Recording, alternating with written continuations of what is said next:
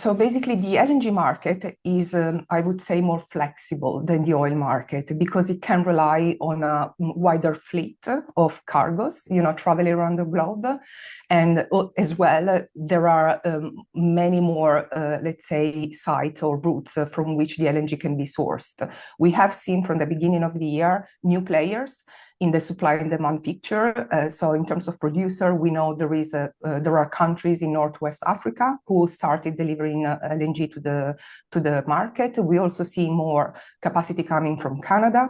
We have seen capacity coming from Australia. So LNG is definitely more flexible than the oil market. And so we expect an effect to a lesser extent on the supply picture, whereas oil, who is a bit more less flexible, has absorbed a bigger, effect following the escalation of the conflict. We know around 30 million barrels should come through the Hormuz Strait.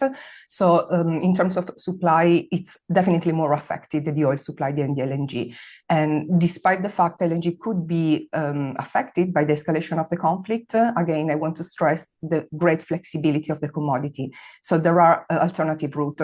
Of course, that means prices needs to go up in order to attract the supply from other routes. Because of course, if we have to buy LNG from the US, the distance to cover is much longer. So shipping costs are involved, timing of delivery is involved, and so forth.